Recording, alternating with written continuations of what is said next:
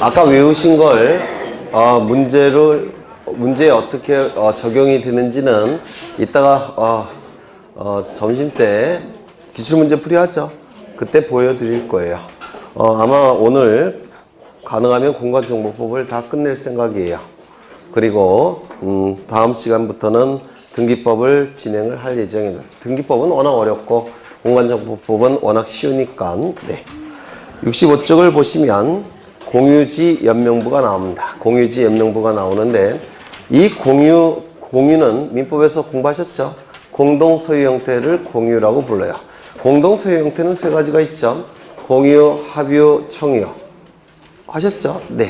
그 중에서 공유는 공동소유 형태의 하나가 될 텐데 이 공유 토지의 소유자의 이름들을 연속해서 기록한 장부가 공유지 연명부예요. 여기서 공유지는 공유 토지를 얘기할 테고 연은 연속해서 명은 이름명자입니다. 부는 장부가 될 테고요. 이를 공유지 연명부라고 부릅니다. 여기에 한 필지 토지가 있는데 이 토지의 소유자가 갑부터 시작해서 총 100명이 있다는 겁니다. 100명.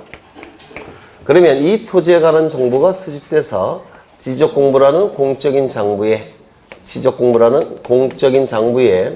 토지 표시에 관한 정보와 소유자에 관한 정보가 등록관리 공시가 될 겁니다. 맞습니까?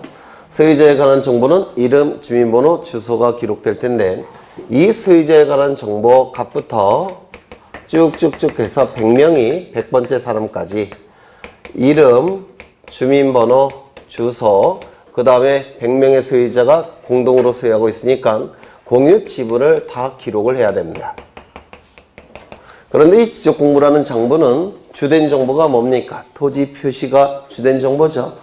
그러면 토지 표시가 두드러지게 공시가 돼야 되는데도 불구하고 소유자가 너무 많다 보니까 이것보다는 이게 더 두드러지게 돼요.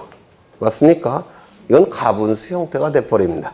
따라서 이 소유자의 이름, 주민번호, 주소, 공유지분을 여기다가 등록할 수는 없어요. 왜? 이것이 더 두드러지기 때문에 그렇습니다. 그러면 어떻게 등록하냐면 여기다가는 소유자 부분을 갑, 외, 부식, 부인이라고 쓰고 요 구체적인 정보는 별도의 장부를 만듭니다.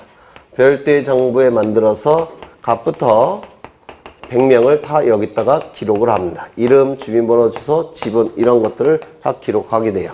이 장부의 이름을 공유지에 대한 소유자의 이름들을 연속해서 기록한 장부, 공유지 연명부라고 부릅니다. 뭐 어렵지 않죠? 네. 공유토지의 소유자에 관한 정보들을 연속해서 기록한 장부, 공유지 연명부라고 얘기합니다. 거기 등록사항이 나와 있는데요. 뭐 가장 중요한 정보는 뭘까요? 여기서 네, 공유 지분이 될 겁니다.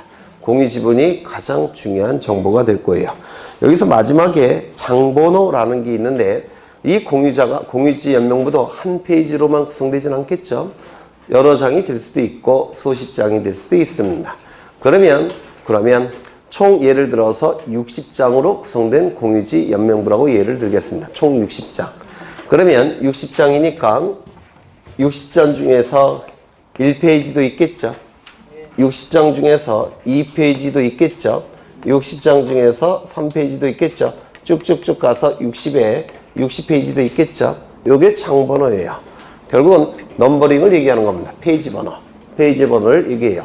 한 페이지로만 구성되진 않을 테니까 넘버링을 해야 되는데 이를 장번호라고 얘기를 합니다. 이런 건 따로 안 외우셔도 될 것 같아요.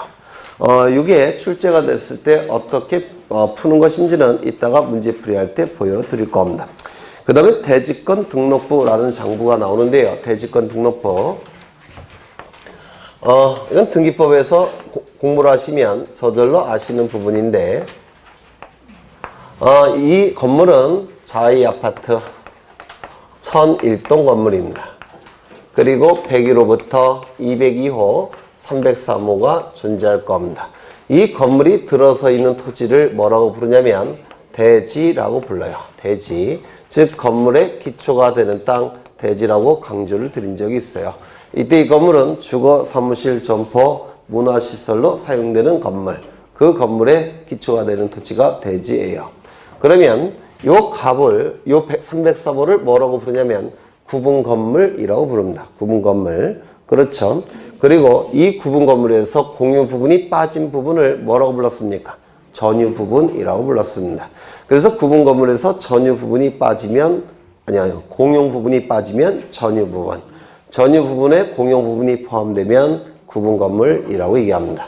이 구분 건물을 갑이 가지고 있다면 갑은 구분 건물에 대한 소유권을 가지고 있는 자예요. 따라서 구분 소유권자라고 얘기할 겁니다. 이 구분 소유권자는 이 구분 건물을 소유하기 위해서는 반드시 이 대지를 사용할 수 있는 권리가 있어야 됩니다. 이를 대지 사용권이라고 불러요. 대지 사용권. 이 대지 사용권은 4개의 권리가 대지 사용권이 될 수가 있는데, 첫 번째 토지 소유권, 그 다음에 토지 지상권, 토지 전세권, 토지 임차권, 요 4개의 권리는 대지 사용권이 될 수가 있어요. 그러면 이 대지 사용권은 토지에 대한 권리입니까? 건물에 대한 권리입니까? 토지에 대한 권리죠. 따라서 토지 등기부에 등기가 될까요? 건물 등기부에 등기가 될까요? 토지 등기부에 등기가 됩니다. 당연히 표제부가 있을 테고 갑구가 있을 테고 을구도 존재할 겁니다. 이때 토지 소유권일 때는 당연히 갑구에 기록이 될 테고 토지 소유권 이외의 권리일 때는 을구에 기록이 될 겁니다. 맞습니까? 그리고 이 건물에 대한 등기부도 존재하겠죠. 건물에 대한 등기부, 예전에 말씀드린 적이 있는데 1001동에 대한 표제부가 있었고 101호에 대한 표제부도 있었고 갑구, 을구도 있었고 기억나십니까? 쭉쭉쭉 가서 마지막 303호에 대한 표제부도 있고 갑구도 있고 을구도 존재할 겁니다. 이게 뭡니까? 구분건물 등기부, 집합건물 등기부라고 했습니다. 맞습니까? 이때 이 표제부만큼은 반드시 동시에 작성이 돼야 된다는 거 암기를 부탁드렸죠. 그리고 이 표제부는 상단부, 하단부로 나눠진다고 했습니다. 상단부, 하단부로 나눠지게 돼요. 이 상단부에는 어떠한 내용이 들어가냐면 천일동 표제부에는 천일동에 관한 부분이 들어간다고 했습니다. 제목은 한동 건물의 표시라는 타이틀로 기록이 됩니다. 그 다음에 이 하단부는 한동 건물과 대응하는 이 토지 전체가 여기에 들어갑니다. 제목은 대지권의 목적인 토지 표시라는 타이틀로 기록이 됩니다. 그 다음에 이 303호는 이거는 구분 건물을 얘기하는 게 아니라 전유 부분을 얘기하는데요. 이 상단부에는 303호에 관한 내용이 들어갑니다. 제목은 전유 부분인 건물의 표시라는 타이틀로 들어가게 돼요. 또한 갑은 303호를 소유하기 위해서는 대지사용권도 있어야 된다고 했죠. 갑이 대지사용권도 같이 가지고 있어야 돼요. 그럼 이 대지사용권은 여기에 등기가 된다고 그랬죠. 맞습니까? 그럼 이 대지사용권은 갑만 갖고 있는 게 아니라 101호 소유자부터 303호 소유자 전원이 갖고 있죠. 따라서 이 대지사용권은 비율 형태로 존재합니다. 비율 형태. 9명이 다 같이 갖고 있어요. 이때 이 비율을 결정하는 방법은 뭐라고 했습니까? 구분 건물의 면적 비율이 아니라 전유 부분의 면적 비율이라고 했습니다. 그래서 갑은 전유 부분의 면적 비율로 갖게 될 텐데 이 전유 부분의 면적이 다 똑같다라고 한다면 갑이 가지고 있는 비율은 이만큼이 될 겁니다. 맞습니까? 이를 대지사용권으로서 여기에 등기가 될 겁니다. 소유권일 때는 물론 갑만 등기가 되는 게 아니라 101호 소유자부터 303호 소유자가 전원이 등기가 될 거예요. 여기에. 맞습니까? 그 다음에 이 아래는 뭐가 들어간다고 했죠? 대지사용권이 여기에 기록이 된다고 했습니다. 제목은 대지권의 표시라는 타이틀로 기록이 됩니다. 되셨습니까? 그런데 이 위쪽은 뭐에 관한 내용이 들어갔습니까? 건물에 관한 내용이 들어갔죠? 아래쪽은 토지에 관한 내용이 들어갔습니다. 맞습니까? 아래쪽은 토지에 관한 내용이 들어가요. 위에는 건물에 관한 내용이 들어갈 겁니다. 그럼 303호는 여기에 들어갈 겁니다. 303호에 관한 내용은 여기에 들어갈 거예요. 전유 부분인 건물의 표시. 그 다음에 대지사용권은 여기에 기록되겠죠. 갑 9분의, 갑은 안 들어가고 소유권 9분의 1 이렇게 들어갑니다. 그러면 이 아래쪽에 기록하는 등기를 뭐라고 부르냐면 대지권 등기라고 부르고요. 이 대지권 등기가 실행이 되면 대지사용권이라는 이름은 이제 안 씁니다. 대지권이라는 이름으로 바뀌게 돼요. 따라서 여기에 기록되기 전 단계를 대지사용권, 즉 저쪽에만 기록되어 있을 때를 대지사용권, 여기에 기록이 되면 대직사용권이라는 이름은 이제 버리고 대지권이라는 이름으로 바뀝니다. 여기까지 이해가 되셨습니까? 여기에 기록이 되면 이제 대지권, 여기에만 기록되어 있다면 대지사용권, 이렇게 용어를 달리 써요. 선생님들이 같이 혼용해서 쓰는데 의미가, 물론 대법관들도 혼용해서 쓰긴 하는데 의미는 다른 겁니다. 이게 대지사용권, 대지권. 그렇죠? 맞습니까? 네, 그렇다면 여기에 303호에 관한 내용이 기록되어 있고 여기 대지권에 관한 내용이 9분의 1 기록되어 있을 겁니다. 그렇다면 예전에 했던 거예요. 303호 소유권이 갑에서 소유권이 을로 이전이 됩니다. 갑의 소유권에서 을의 소유권으로 이전이 돼요. 즉 갑이 을에게 넘겼다는 겁니다. 돈 받고. 이때 이 부분은 무슨 기능을 수행할까요? 건물표제부 갑구 을고. 건물등기부 기능 수행합니까? 건물등기부 기능 수행합니다. 이 부분은 무슨 등기부의 기능을 수행할까요? 토지등기부의 기능을 수행합니다. 토지에 대한 내용, 그 다음에 갑구 을고, 토지등기부 갑구 을고, 표제부 갑구 을고, 이렇게 토지등기부의 기능을 수행합니다. 따라서 대지권 등기가 실행돼 버리면 이 집합건물등기부는 건물등기부와 토지등기부 같은 기능을 수행합니다. 두 개의 등기부의 기능을 수행하게 돼요. 그렇다면 303호를 갑에서 을로 이전 등기했을 때 대지권도 자동적으로 갑에서 을로 이전이 돼버립니다. 맞습니까? 그렇다면 이 토지에 대한 권리는 별도의 등기부의 등기가 되는 게 아니라 건물 등기부로서 공시하게 되죠. 따라서 특수한 토지입니까? 아닙니까? 특수한 토지예요. 특수한 토지에 관한 특수한 정보들을 지적 공부를 만들어서 공시를 해야 됩니다. 그래서 만들어진 게 뭡니까? 대지권 등록부라는 장부입니다. 이게 바로 이 토지에 관한 정보들을 담고 있는 장부가 바로 대지권 등록부라는 장부예요. 특수한 토지니까 별도의 장부로 만들겠다는 겁니다. 되셨습니까? 이때 소유권이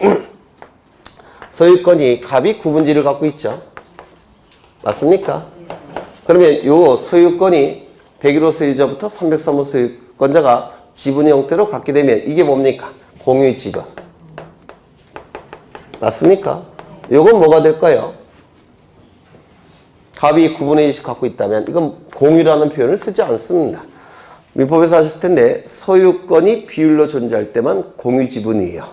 소유권 이외의 권리가 비율로 존재할 때는 공유지분이라고 하지 않습니다. 뭐라고 할까요? 공유에 준한다는 표현을 씁니다. 준공유.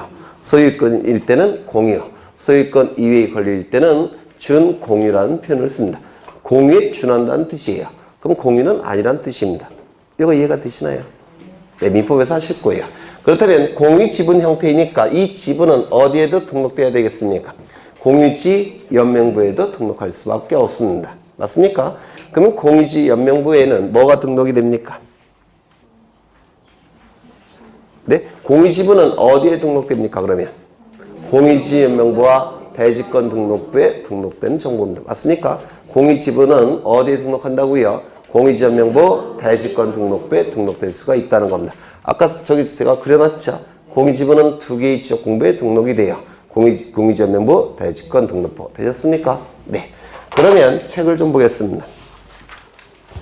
대지권 등록부라는 게 나오는데 등록상 쭉 보시면 돼요. 여기서 가장 중요한 정보는 뭘까요? 대지권 비율이 가장 중요한 정보가 되겠죠. 맞습니까? 이때 대지권이 소유권일 때가 99%예요. 대지권이 소유권일 때가 99%예요. 따라서 공유지분도 거기 밑에 나와 있죠. 7번. 공유지분도 등록할 수밖에 없습니다. 그 다음에 장번호도 여기도 나올 수밖에 없어요. 왜? 한 페이지로만 구성되진 않겠죠. 그래서 장번호, 넘버링이 기록되게 될 겁니다. 뭐 그 정도 보시면 될 것 같아요. 이제 경계점 좌표등록부 보겠습니다.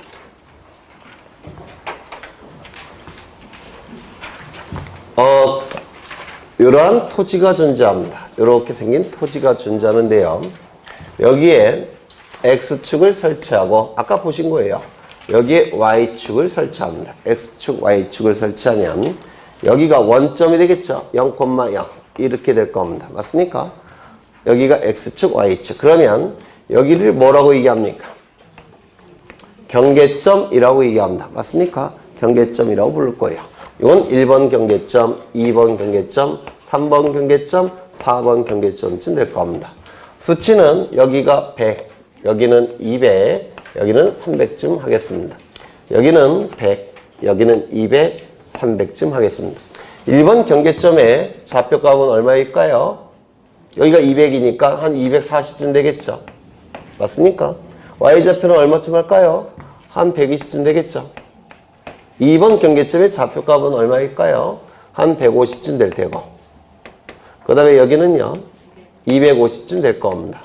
250쯤. 3번 경계점은 좌표값이 얼마가 될까요? 한 30. 그 다음에 200쯤 될 겁니다. 4번 경계점은요, 네, 100, 그 다음에 한 60쯤 될 겁니다. 이렇게 되겠습니까? 이렇게 되겠죠? 그러면 이때 이 숫자를 뭐라고 부르냐면 숫자를 부호라고 얘기합니다. 부호. 부호라고 부르고 이 그림을 뭐라고 부르냐면 부호로 구성된 그림이라고 해서 부호도라고 부릅니다. 숫자를 부호, 그림을 부호도라고 불러요. 부호가 표현되어 있는 그림이라고 해서 부호도라고 부릅니다. 그러면 이제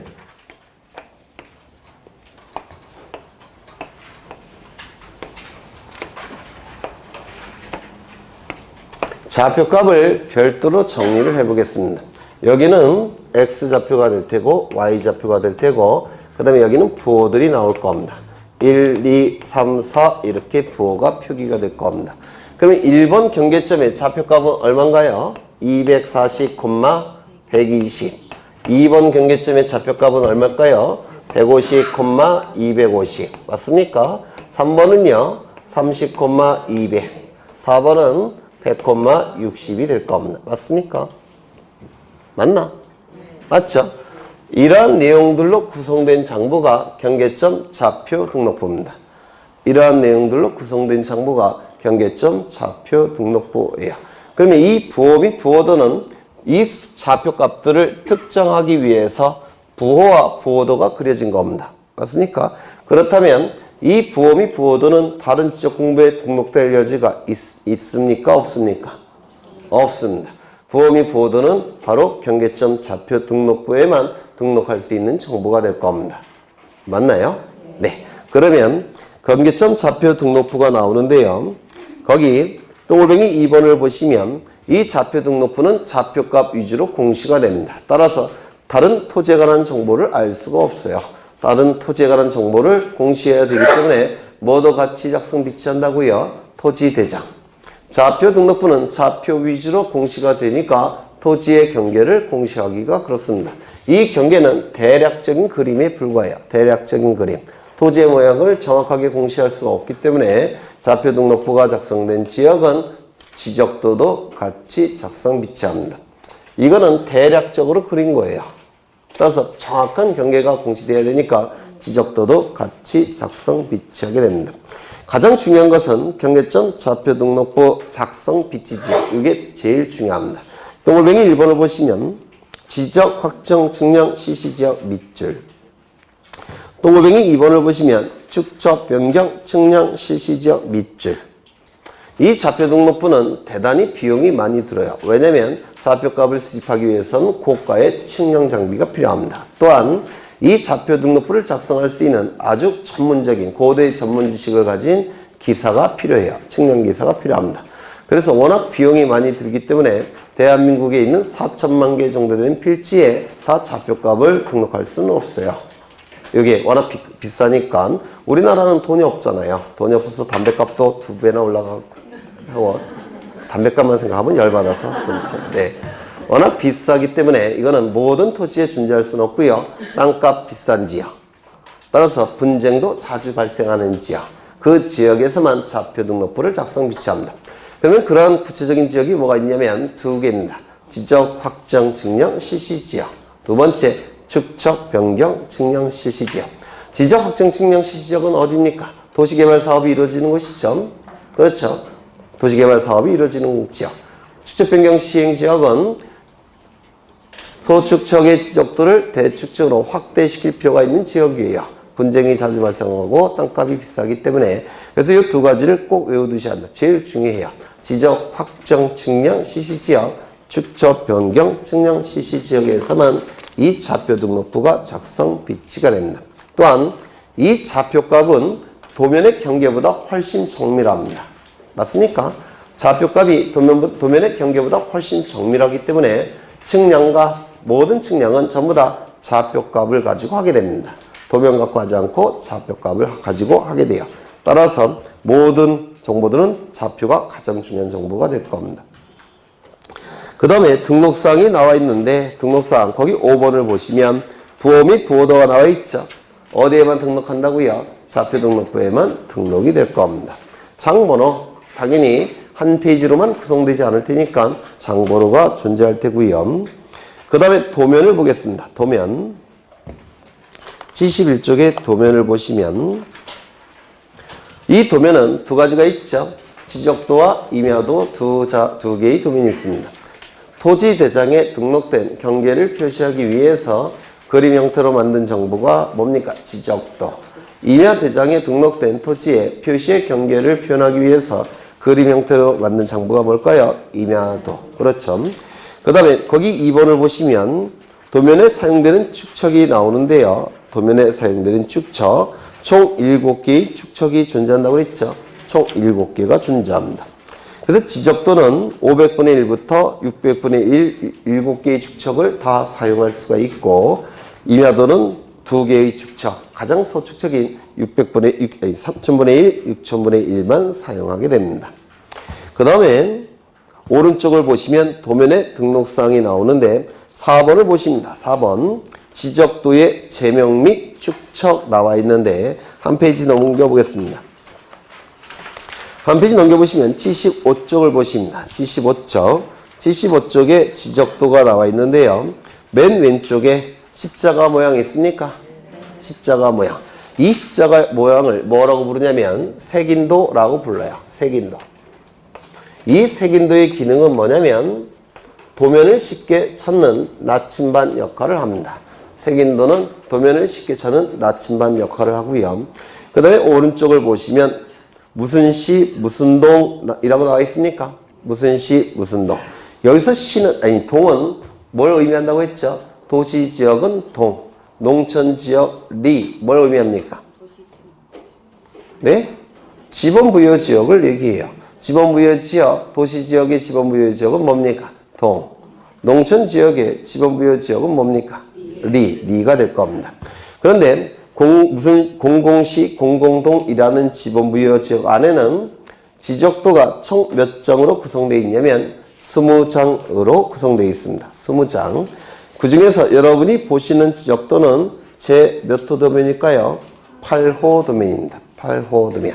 그러면 총 지번부여지역의 지적도 총 20장 중에서 제 8호 도면을 여러분이 보고 계시는데요. 그 8을 여기다가 씁니다. 그리고 우리 책은 좀 잘못 나와 있는데 여기 검은색으로 이렇게 색깔이 쳐져 있어요. 이렇게 검은색으로. 그리고 8번 이렇게 표기되어 있습니다. 그러면 위쪽에 있는 토지들을 보고 싶다면 몇 호 도면을 찾아보면 될까요? 2호 도면을 찾아보면 됩니다. 왼쪽에 있는 토지들을 보고 싶다면 몇 호 도면을 찾아보면 될까요? 7호 도면을 찾아보면 됩니다. 오른쪽은요, 9호 도면을 찾아보면 됩니다. 아래쪽은 10호 도면을 찾아보면 됩니다. 10호 맞습니까? 11호. 제가 안 보여요. 너희 아니어서. 그래서 이 색인도는 도면을 찾는 역할을 수행합니다. 색인도는. 되셨습니까? 도면을 찾는 역할을 수행합니다. 그리고 공공시, 공공동, 지적도 여기까지가 제명이라고 얘기합니다. 이름이란 뜻이에요. 공공시, 공공동, 지적도 여기까지가 제명이에요. 이때 좌표 등록부가 비치된 지역에서는 이 제명, 지적도라는 단어까지가 제명이고요. 여기다가 좌표라고 표기를 합니다. 좌표 등록부가 있는 지역의 지적도에는 공공통 이렇게 나와 있죠. 여기까지가 제명인데 제명 옆에 좌표가 존재한다라고 표기를 합니다. 그래서 거기 20장 앞에 좌표라는 문구가 있어야 되는데 책이 좀 잘못 표기가 된 거예요. 지적도 20장 앞에 지적도 20장 이렇게 돼 있죠. 여기다가 좌표라고 써 넣으시라고요. 네. 그 다음에 오른쪽에 축척이 나와 있습니까? 축척이 나와 있습니다. 그러면 맨 왼쪽에 있는 건 색인도, 도면을 찾는 나침반 역할.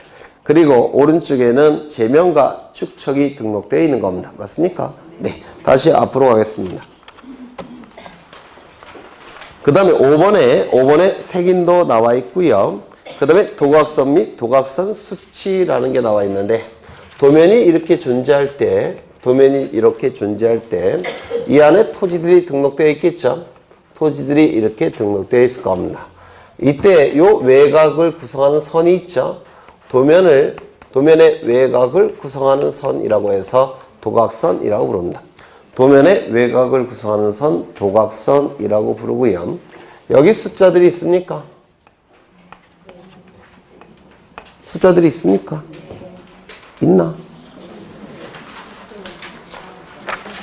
있죠? 네.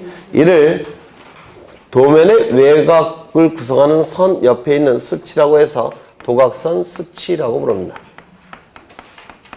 도각선 외곽을 구성하는 선 옆에 존재하는 숫자라고 해서 도각선 수치라고 부르고요. 이 도각선 수치는 어떤 의미가 있냐면 원점으로부터의 거리입니다. 0,0. 원점으로부터 여기까지의 거리를 얘기해요. 원점으로부터의 거리. 이를 도각선 수치라고 하는데요. 이 원점은 보정된 원점을 의미합니다. 보정된 원점. 그 보정된 원점은 나중에 설명을 드릴 거예요. 나중에. 그 다음에 또 뭐가 있습니까? 경계 나와 있고요. 경계. 그 다음에 그 밑에 삼각점 및 지적기준점의 위치 체크하시고요. 그 다음에 한 페이지 넘겨보시면 11번에 주요 건축물 및 구조물의 위치라는 문구 있습니까? 네. 일람도에는 주요 여기까지 지우십니다. 일람도에는 주요 여기까지 지우십니다. 뭐 말인지 모르시겠어요? 거기 11번 있죠? 74쪽에 11번은 뭐라고 되어 있습니까? 일람도에는 주요 건축물 및 구조물의 위치를 등록한다 이런 표현이 있습니까? 여기서 일람도에는 지우십니다. 지우세요. 그냥 이렇게. 또 이렇게 제가 이렇게 지우시라고요. 잘못 들어간 문구입니다. 그리고 그 옆에 주요라는 표현도 있죠? 이것도 지우십니다. 지우셨어요? 아, 이전에 제가 지우라고 했나요? 아, 네. 괜히 열받았네. 그러면 거기 11번도 체크를 하십니다. 삼각점 및 지적 삼각점의 위치. 그 다음에 건축물 및 구조물의 위치는 도면에 등록되는 정보로서 시험에 대단히 잘 나옵니다. 위치는 근입으로 표기하는 게 가장 이해가 쉽겠죠. 따라서 위치라는 문구가 있다면 이는 도면에 등록하는 정보입니다. 이것 좀 기억해 두시고요. 그 다음에 거기 9번을 보시면 좌표에 의하여 계산된 경계점 간의 거리를 등록하게 되는데 가로 안까지 기억하셔야 돼요. 경계점 간의 거리는 좌표값이 있을 때는 컴퓨터를 이용해서 쉽게 측정할 수가 있습니다. 따라서 좌표값이 있을 때는 경계점 간의 거리를 등록해야 됩니다. 좌표값이 없을 때는 등록하지 않습니다. 75쪽에 도면을 다시 보시면 거기 보시면 맨 우측 꼭대기에 22.41 있습니까? 네, 요것이 바로 경계점 간의 거리예요. 이 좌표 등록부가 있는 경우에는 컴퓨터를 이용해서 이 경계점 간의 거리를 쉽게 구할 수가 있습니다. 따라서 경계점 간의 거리를 등록합니다. 좌표값이 없을 때는 등록할 수 있을까요? 없을까요? 없습니다. 그래서 경계점 좌표 등록부가 작성된 지역에 한정해서 경계점 간의 거리를 등록하게 됩니다. 그 다음에 어디를 보시냐면 75쪽에 거기 도면 하나 나와 있는데 우측 하단부에 이 도면에 의하여 측량할 수 없음이라는 표현이 있습니까? 네. 없음에 동그라미 치십니다. 왜 이 도면을 가지고 측량할 수 없을까요? 보통은 도면 갖고 측량합니다. 그런데 이 경우는 측량할 수 없음이 맞아요. 왜 그럴까요? 도면보다 더 정밀한 정보를 갖고 있는 좌표 등록부가 있죠. 맞습니까? 따라서 도면보다 더 정밀한 정보인 도면에 등록된 경계보다 더 정밀한 정보인 좌표값이 존재하기 때문에 좌표값 갖고 측량을 해야 됩니다. 도면 갖고 측량해서는 안 돼요. 왜? 훨씬 정밀한 정보인 좌표값이 존재하기 때문에 그렇습니다. 그래서 없음 기억하셔야 됩니다. 있음이 아니라 없습니다. 그 정도 보시면 될 것 같아요. 이제 76쪽을 보십니다. 아까 제가 노란색으로 써드린 거 외우시던지 아니면 거기 있는 표를 외우시던지 선택은 여러분이 하시면 돼요. 이 표를 외우시는 분들도 계시더라고요. 네. 시험장에 가시면 기억 안 납니다. 멍해져서. 네. 그래서 제가 아까 써드린 거 외워두시고요. 이따 문제 풀이할 때 어떻게 적용하는지를 보여드릴 겁니다.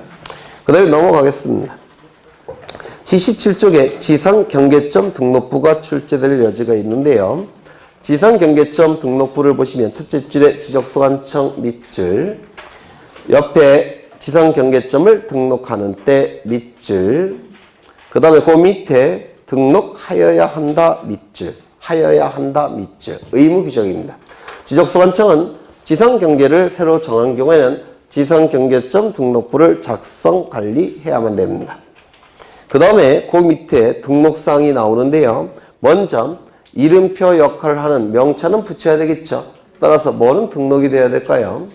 소재와 지번은 당연히 등록해야 됩니다.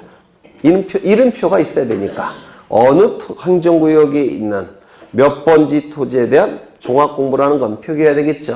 소재 지번은 당연히 등록돼야 됩니다. 두 번째, 지상 경계점 등록부입니다. 그렇다면 가장 중요하고 정밀한 정보는 뭘까요? 경계점 좌표가 됩니다. 맞습니까? 지상 경계점 등록부니까 가장 정밀하고 정확한 정보는 경계점 좌표가 돼요. 문제는 경계점 좌표는 항상 존재하는 건 아니죠. 어느 경우에만 존재합니까? 지적, 확정, 측량, 시시지역.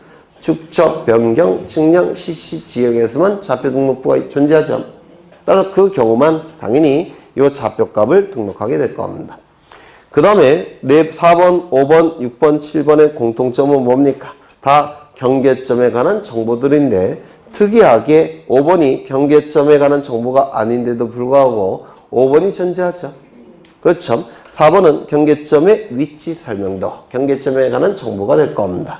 6번의 경계점의 사진 파일, 지상 경계점에 관한 정보가 될 테고 7번의 경계점 표지의 종류, 위치, 경계점에 관한 정보입니다. 그런데 특이하게도 5번에 지목이라는 문구가 들어가죠. 그래서 이걸 갖고 장난을 많이 치니까 이게 좀 기억되셔야 될 겁니다.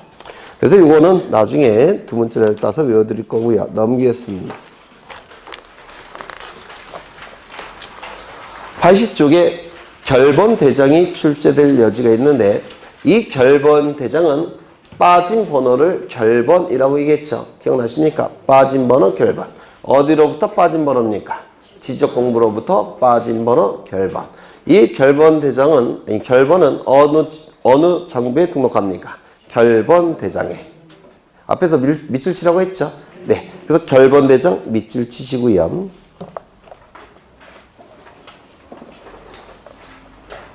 그 다음에 이 결번 대장은 지적 공부일까요? 아닐까요? 네? 아닙니다. 지적 공부는 아까 보여드린 8가지만 지적 공부예요.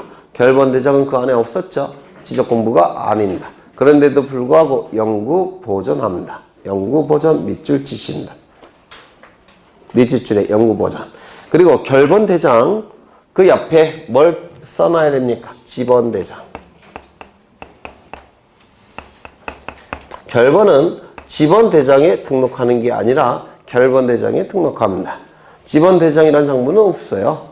그래서 결번은 지번대장에 등록하여 영구 보존한다 라는 문구가 나오면 OX, X가 된다는 겁니다. 그 다음에 부동산 종합공부가 나오는데 이 부동산이라는 표현이 있으니까 토지만 해당되겠습니까? 아니겠죠. 건물도 해당이 될 겁니다. 그렇죠. 그래서 특이하게 지적제도와 관련된 장부임에도 불구하고 건물에 관한 정보도 같이 등록하는 정보입니다. 그래서 시험에 대단히 자주 나옵니다. 부동산 종합공부는 81쪽을 보시면 첫째 줄에 지적소관청이 있습니까? 밑줄. 그 다음에 동글뱅이 2번을 보시면 지적소관청 여기도 밑줄. 그리고 옆에 연구보전이 있습니까? 밑줄. 지적공부인가요? 아닌가요? 종합공부는? 아니에요. 8가지만 지적공부입니다. 종합공부는 지적공부가 아니에요. 그런데도 불구하고 연구보전입니다. 연구보전 밑줄. 그 밑에 보시면 복제라는 단어 보이십니까? 복제 동그라미. 이 부동산 종합공부의 복제권자는 지적소관청입니다. 무엇과 구별하셔야 되냐면 지적공부도 복제를 해놓습니다. 근데 지적공부의 복제권자는 지적소관청이 아니라 국토교통부 장관입니다. 다시요. 지적공부의 복제권자 누구라고요? 국토교통부 장관. 저는 국장이라고 안 불러요. 왜냐면 장관님이 슬퍼하세요.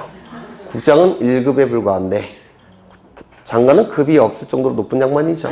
네, 그래서 장관이 싫어하니까. 네. 그래서 복제권자 기억하셔야 돼요. 지적공부의 복제권자 누구라고요? 국토교통부 장관. 종합공부의 복제권자 누구라고요? 지적소관청. 그 다음에 동글뱅이 3번을 보시면 상시적이라는 문구 있습니까? 밑줄. 밑에 줄 보시면 요구라는 단어 있습니까? 요구 밑줄. 그래서 그 밑줄 친 부분에 유념하면서 읽으십니다. 그거하고 장난치는 부분이에요. 그 다음에 등록사항이 나와 있는데 지적공부의 등록사항은 가장 중요해요. 이거 외우셔야 되는데 첫 번째, 토지 표시와 소유자 뭡니까? 지적공부의 등록사항이죠. 여러 번 그렸죠. 여기는 안 그렸나? 저기도 있네. 그죠? 저 끝에 지적공부의 등록사항 뭡니까? 토지 표시와 소유자. 그렇죠. 두 번째, 건축물 표시와 소유자 뭡니까? 건축물 대장의 등록사항이에요. 건축물 대장의 등록사항은 건축물의 표시와 소유자입니다. 세 번째, 토지 이용 및 규제에 관한 사항. 토지 이용 계획 확인서의 등록사항입니다. 공법 시간에 지겹도록 많이 공부하실 겁니다. 토지 이용 계획 확인서, 토지 이용 및 규제에 관한 사항. 네 번째, 중개사분들이 가장 관심 있어 하는 거겠죠. 부동산 가격에 관한 사항. 다섯 번째, 거의 대통령령으로 정하는 사항 옆에다가 화살표 빼서 써 넣으십니다. 부동산 관리에 관한 사항. 부동산 관리에 관한 사항.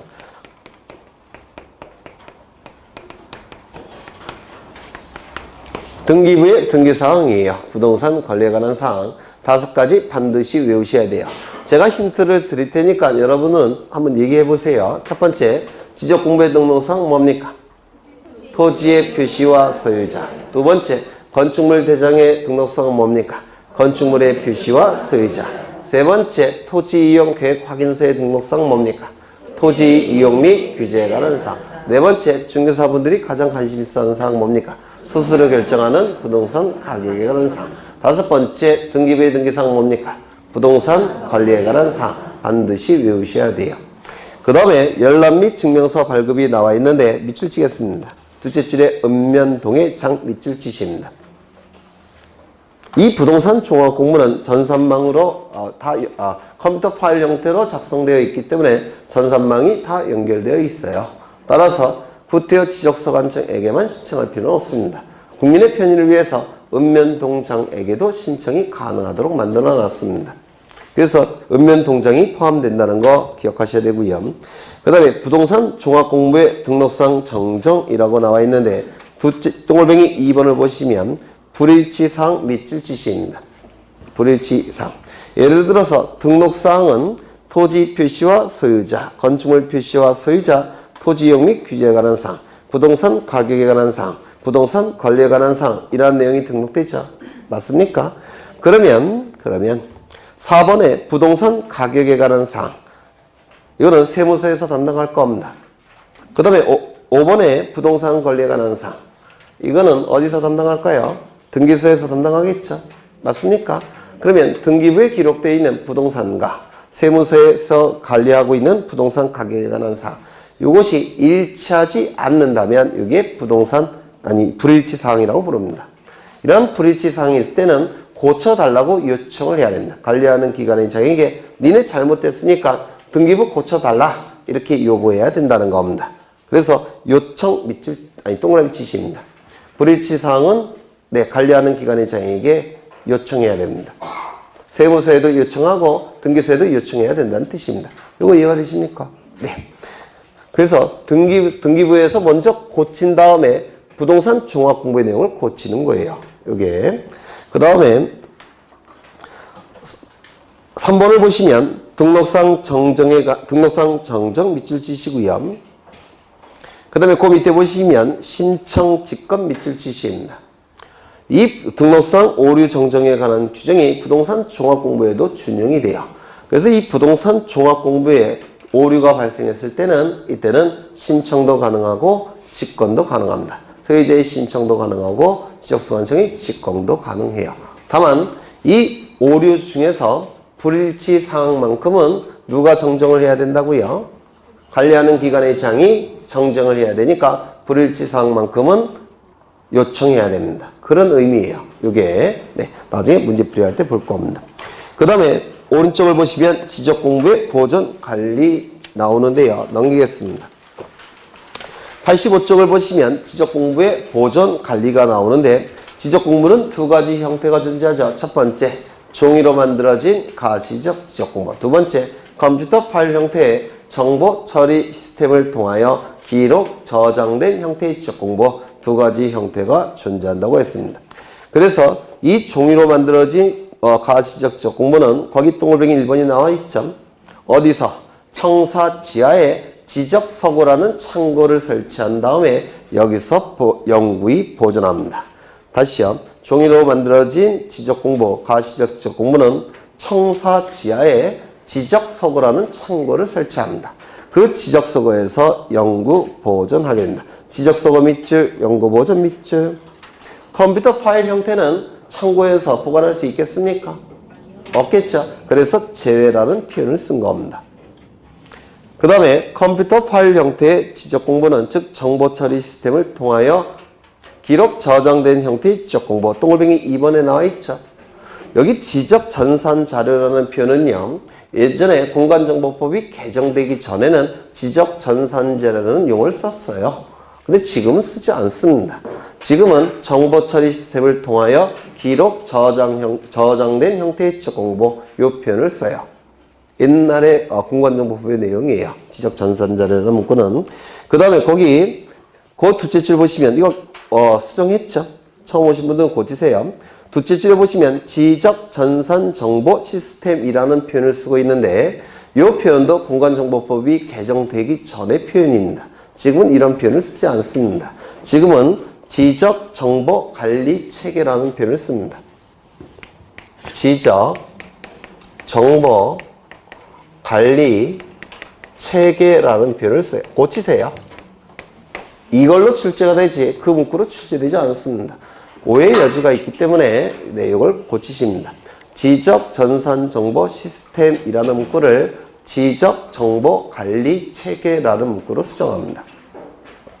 그게 틀렸다는 얘기가 아니고요. 조문이 바뀌었다는 얘기예요. 의미는 같습니다. 그런데 이 용어로 출제가 될 테니까 이걸 기억하시라는 뜻이에요. 그건 틀렸다는 얘기가 아닙니다. 그 다음에 거기 첫째 줄 보시면 시도지사라는 문구 있습니까?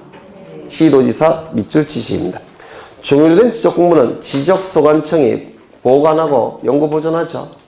지적소관청은 누굽니까? 시장, 군수, 구청장을 얘기하죠. 그런데 컴퓨터 파일 형태의 이 정보처리 시스템을 통하여 기록 저장된 형태의 컴퓨터 파일 형태의 지적공부는 누가 추가되는 겁니까? 시도지사가 추가가 된다는 겁니다. 이것도 기억해 두셔야 되고요. 그 다음에 거기 보시면 국토교통부 장관이라는 표현이 있죠. 그리고 그 밑에 보면 복제라는 단어가 있습니까? 그러면 이 지적 파일, 컴퓨터 파일 형태의 지적 공부는 누가 복제권자라고요? 국토교통부 장관. 부동산 종합 공부는 누가 복제권자라고 했습니까? 지적소관청. 이거 헷갈릴 수 있으니까 기억하시고요. 그 다음에 여기 지적정보관리체계라고 두리뭉실하게 표현하고 있는데 그 이유는 컴퓨터 파일 형태의 저장 장치는 다양해요. 자기 테이프도 있고요. 자기 디스크도 있고 하드 디스크 형태도 있습니다. 그래서 이 컴퓨터 파일의 저장 장치가 다양하기 때문에 이렇게 두리뭉실하게 지적정보관리체계라고 표현하고 있는 겁니다. 그렇게 이해하시면 되고 그 다음에 그 밑에 보시면 반출이 나와 있는데 원칙은 이건 종이로 된 지적 공부를 의미하는데요. 이 종이로 된 지적 공부는 지적서고 바깥으로 반출이 금지되어 있습니다. 왜냐하면 지적서고 밖으로 반출을 하게 되면 분실, 소실, 훼손의 가능성이 나타나기 때문에 서고 밖으로 반출은 금지됩니다. 다만 어쩔 수 없이 반출되는 경우도 있겠죠. 두 가지. 첫 번째, 천재지변. 두 번째, 한 단계 더 높은 국가기관인 시도지사, 대도시장의 승인. 다시요. 첫 번째 뭐라고요? 천재지변. 두 번째, 한 단계 더 높은 국가기관인 시도지사, 대도시장의 승인. 그때 안에서 반출이 허용이 됩니다. 지적정보 전담관리기구 첫째 줄에 국토교통부 장관 밑줄, 둘째 줄에 국토교통부 장관 밑줄. 처음 오신 분들은 첫째 줄에 주민등록 전산자료 주 동그라미, 가족관계 등록 전산자료 가 동그라미, 부동산 등기 전산자료 부 동그라미, 공시지가 전산자료 콩 동그라미, 그리고 아래 여백에다가 이렇게 하나 더, 그 밑에 요청 동그라미, 밑줄, 요청 밑줄, 요청 밑줄 치시고요. 여백에다가 이렇게 쓰십니다. 주가 공부 요청, 주가 공부 요청 이렇게 쓰세요. 이것도 여러 번 출제가 되고 있기 때문에 기억해 두십니다. 주가 공부 요청 이렇게 쓰시고 읽어보시면 됩니다. 그 다음에 86쪽을 보시면 지적공부의 공개가 나오는데요. 지적공부의 공개. 이 지적공부의 열람 등본 발급이 나오는데요. 거기에 둘째 줄 보시면 가로가 하나 있죠? 있습니까? 지적도 및 임야도 제외라는 표현이 있습니까? 제외 밑줄. 그 다음에 그 넷째 줄 보시면, 셋째 줄 보시면 시장, 군수, 구청장이 있죠? 그 옆에 보시면 읍면동장이 있습니까? 읍면동장 밑줄. 이 컴퓨터 파일 형태는 전산망이 다 연결되어 있기 때문에 누구에게도 신청할 수 있다고요. 지적소관청뿐만 아니라 누구에게도 신청이 가능하다고요. 읍면동장도. 그렇죠. 국민의 편의를 위해서 읍면동장에도 신청할 수 있습니다. 그 다음에 그 밑에 보시면 수수료 면제 밑줄. 치셨습니까? 네. 그리고 옆에 1번, 2번, 동글뱅이 1번, 2번 별표 치십니다. 시험에 자주 나옵니다. 수수료 면제되는 경우 꼭 외우시고요. 그 다음에 지적 전산 자료의 이용 활용 나와 있는데요. 이 지적 전산 자료를 그러니까 컴퓨터 파일 형태의 지적의 내용들을 이용 활용하기 위해서 먼저 관계 중앙 행정기관의 심사를 거친 후 해당 소관청에 승인을 받아야지만 지적 전산 자료를 이용하거나 활용할 수가 있습니다. 그리고 이게 의미하는 바가 뭐냐면요. 군부대 주둔지에 토지에 관한 전산 자료를 활용하기 위해서는 누구의 심사를 거쳐야 될까요? 군부대 주둔지. 군부대 주둔지와 가장 관련이 깊은 중앙행정기관은 누구일까요? 국방부 장관. 국방부 장관의 승인을 거친 다음에 해당 소관청에 국방부 장관의 심사를 거친 다음에 해당 소관청의 승인을 받아야지만 그 전산 자료를 이용하거나 활용할 수 있다는 뜻입니다. 이때 요 해당 소관청이 자주 출제가 되는데요. 꼭 기억해 두셔야 됩니다. 여기서 해당 소관청은 전국 단위일 때는 누가 원칙일까요? 국토교통부 장관.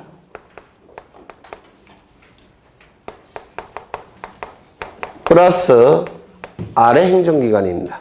아래 행정기관은 누굴까요? 시도지사.